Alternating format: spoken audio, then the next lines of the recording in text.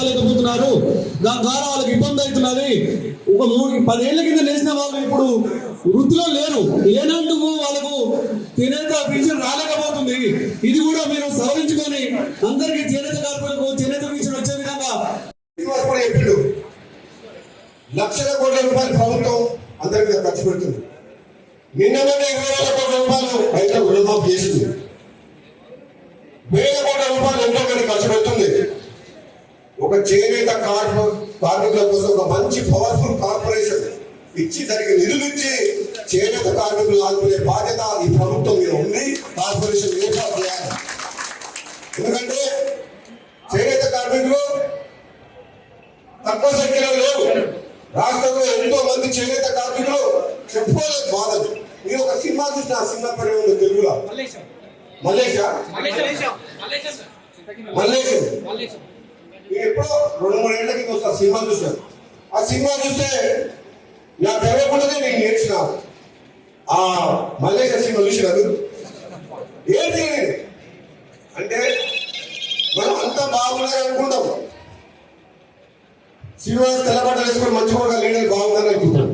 కానీ అందరు బాగున్నారు. శ్రీనివాస్ చేనేత కార్మికులు కష్టాల్లో కన్నీళ్ళు ఉన్నారు. లక్షల మంది కుటుంబాలు ఉన్నారు. కనీసం చనిపోతే అంత్యక్రియలు చేయలేని పరిస్థితుల్లో ఉన్న చేనేత కట్టలు ఉన్నాయి.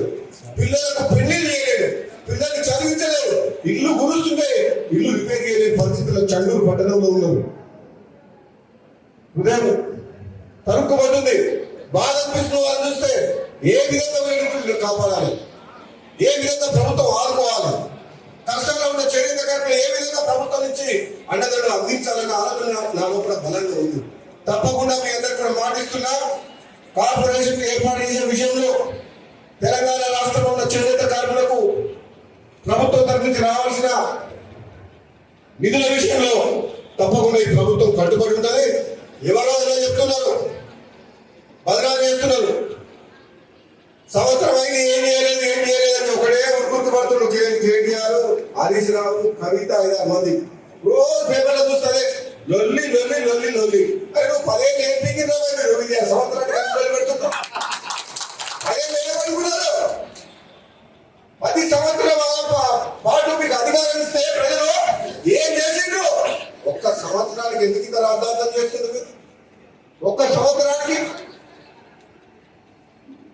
అంటే మంచి పనులు చేస్తుంటే, రైతుల రుణమాఫీ చేస్తుంటే, పేదలకు మహిళలకు బస్సు సౌకర్యం కల్పిస్తుంటే, గ్యాస్ సిలిండర్ ఇస్తే, ఉచిత కరెంట్ ఇస్తే, ఉద్యోగాలు ఇస్తే, మాకు మంచి పేరు వస్తుంటే, ప్రజల ఆశీర్వాదిస్తుంటే మీరు జీర్ణించుకోలేకపోతున్నారు అని చెప్పేది పోతున్నారు అనే విషయం మాకు అర్థమవుతుంది.